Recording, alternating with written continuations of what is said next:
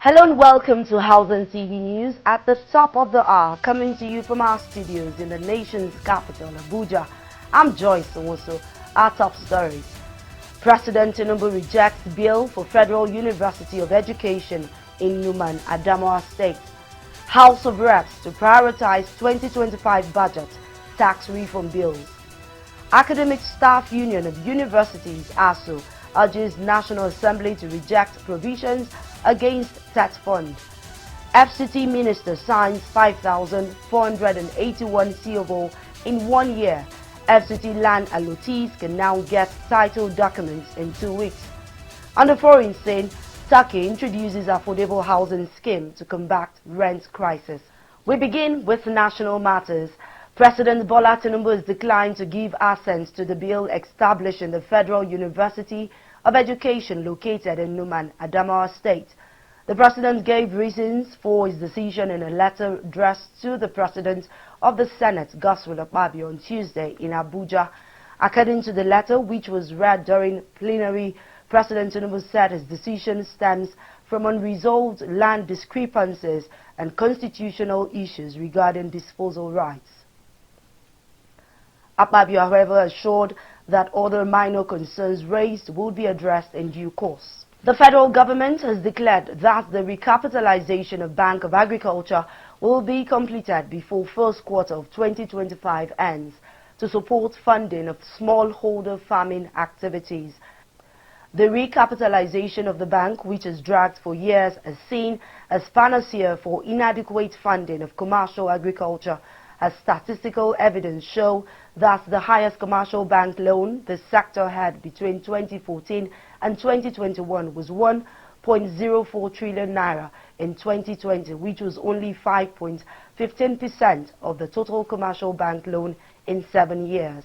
However, Abubakar Kari, Minister of Agriculture and Food Security, while speaking on efforts to bring down food inflation, currently at about 34%, stated that the recapitalization of the bank will be concluded before the end of the first quarter of 2025.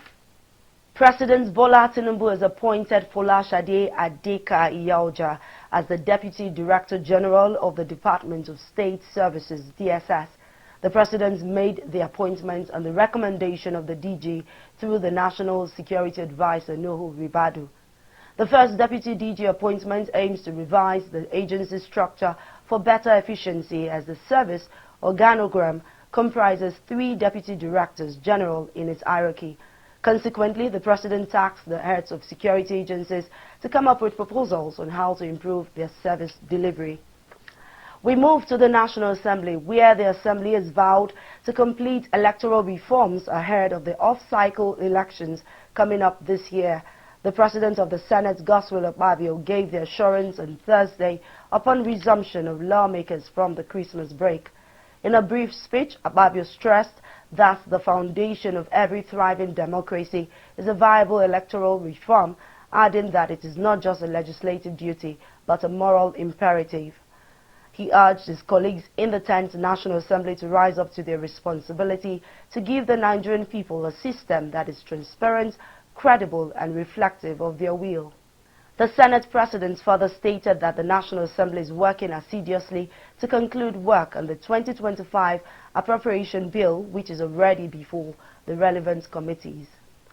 In another development, the Speaker of the House of Representatives, Tajuddin Abbas, has identified the 2025 Appropriation Bill and tax reform bills as key legislative priorities for the National Assembly this year. Abbas, who spoke in a welcome address delivered by the Deputy Speaker, Benjamin Kalu, following lawmakers' resumption from Christmas and New Year break, emphasized the importance of these reforms to Nigeria's economic recovery and fiscal stability. He assured Nigerians that the House would ensure these reforms are implemented equitably, especially considering the needs of vulnerable citizens. The Speaker also highlighted the need for meticulous scrutiny of the 2025 budget proposal to align with national objectives and deliver tangible benefits to the people.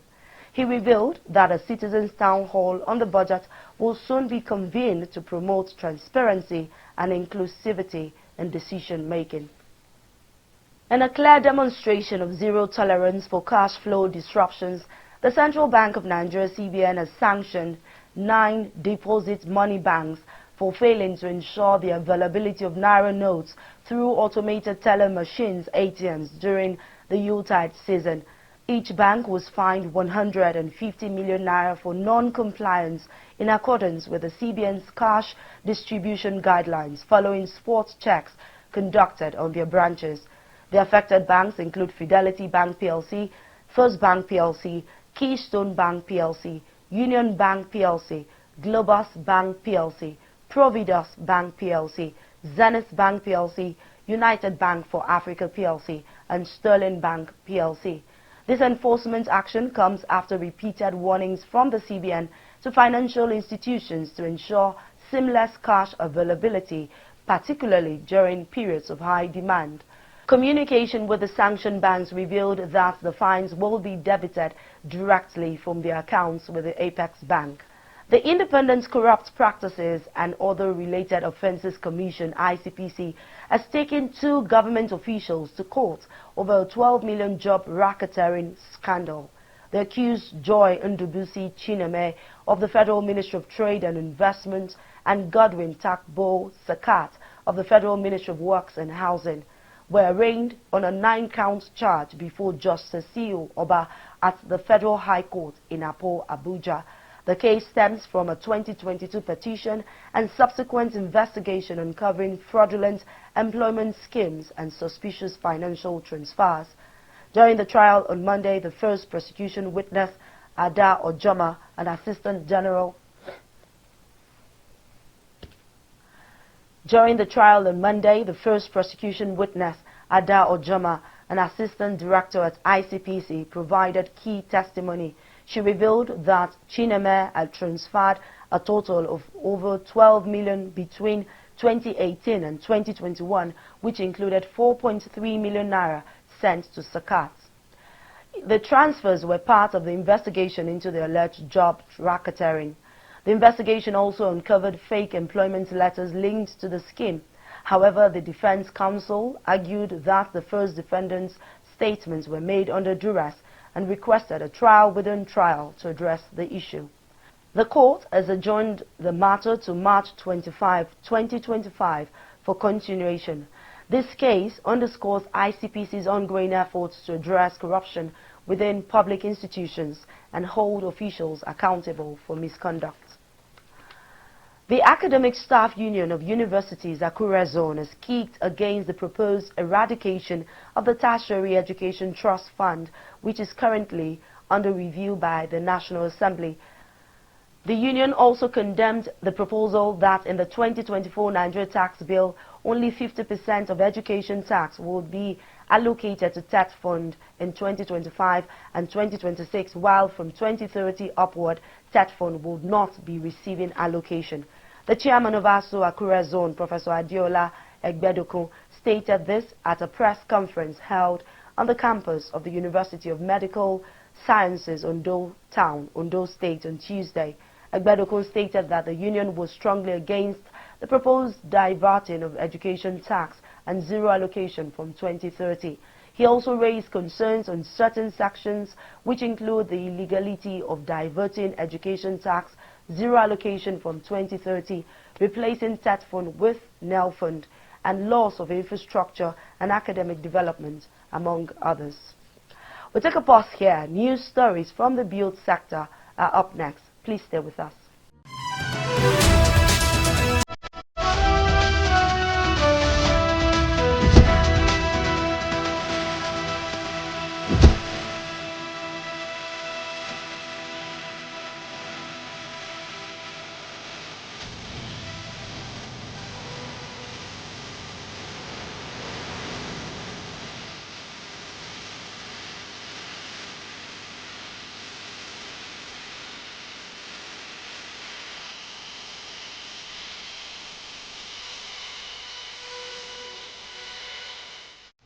Welcome back. Glad to have you join us again on Housing TV News at the top of the hour.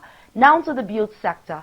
The FCT Minister Nyesom Wike has signed 5,481 certificates of occupancy COO as of December 31, 2024. This milestone surpasses the total number of COO signed by the FCT administration over 13 years from 2010 to 2023. Under Wike's leadership, landlords can now receive their COO within 2 weeks of payment, a significant improvement from the years-long delays previously experienced.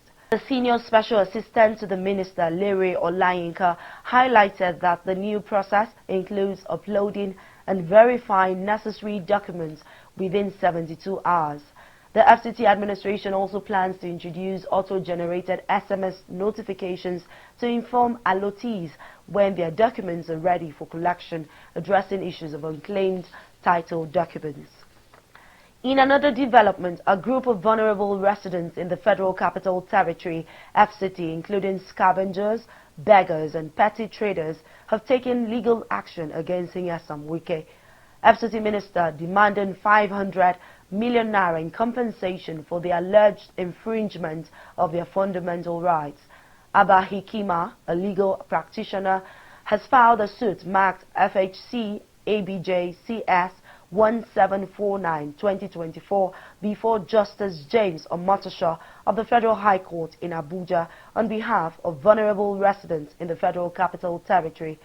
In the originating motion, dated November 19, 2024 and filed on November 20, 2024, Hikima, acting in public interest, seeks to protect the rights of marginalized citizens across Nigeria.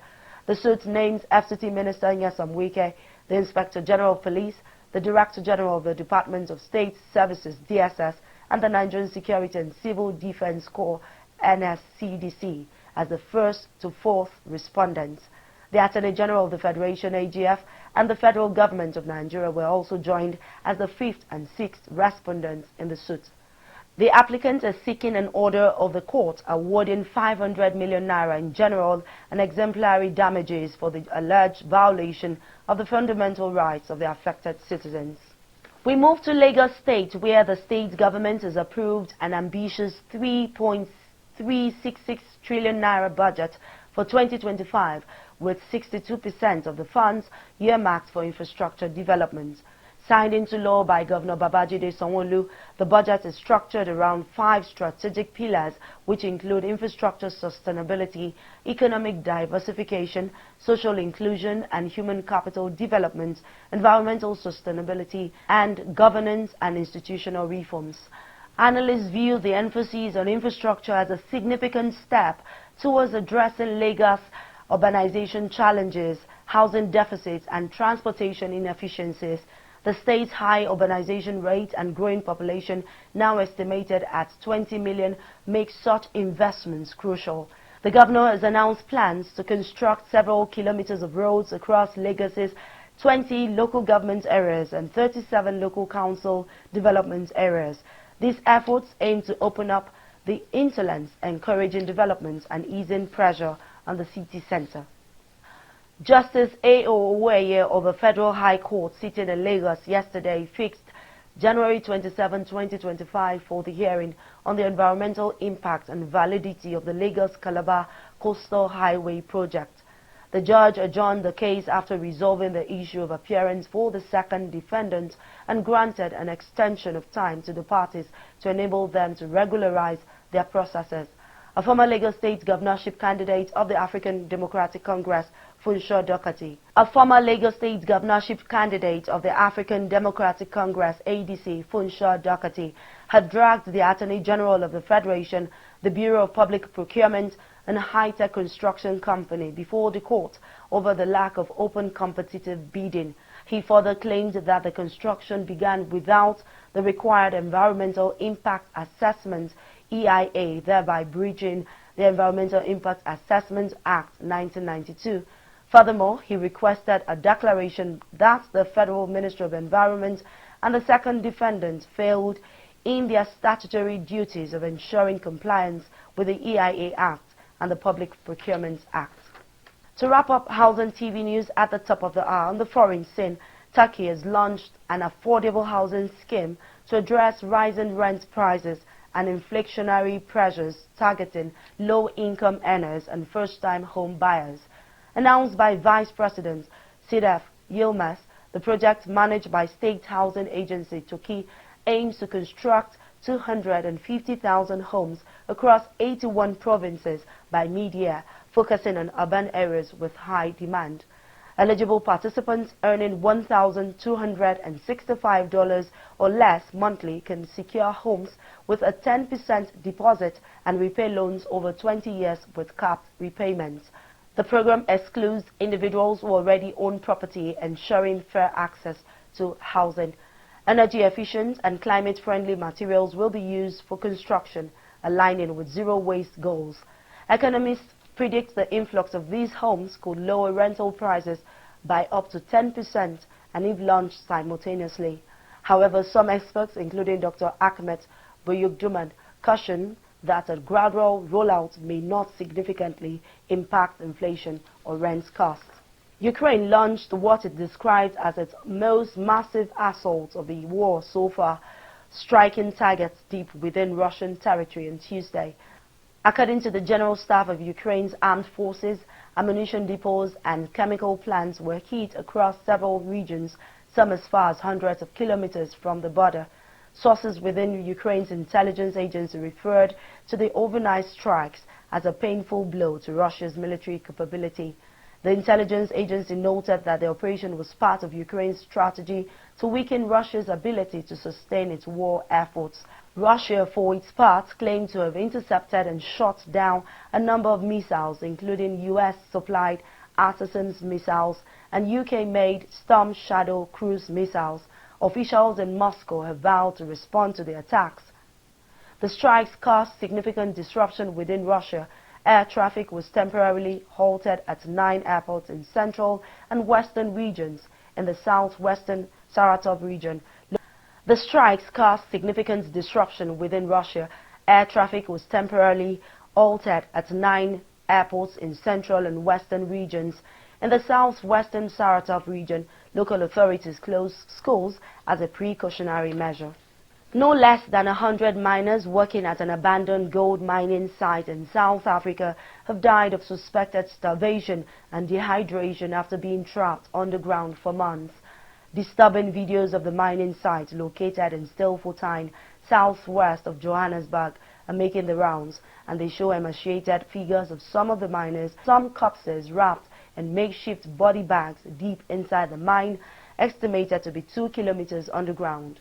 The miners have been trapped since November 2024, when the police launched a crackdown on illegal mining in the province. The operation, called Close the Hole, was meant to smoke out miners from mine shafts. That's the much we can take on Housing TV News at the top of the hour. Before we go, a quick recap of our top stories. President Tinubu rejects bill for Federal University of Education in Numan, Adamawa State. House of Reps to prioritize 2025 budget tax reform bills. Academic Staff Union of Universities, ASU, urges National Assembly to reject provisions against TET fund. FCT Minister signs 5,481 CFO in 1 year. FCT land allottees can now get title documents in 2 weeks. On the foreign scene, Turkey introduces affordable housing scheme to combat rent crisis. For more news in the housing sector, subscribe to Housing TV Africa on YouTube and follow Housing TV Africa on all social media platforms. Download the Housing TV Africa mobile app on Google Play Store and Apple Store. I'm Joyce Onsu. Thanks for watching.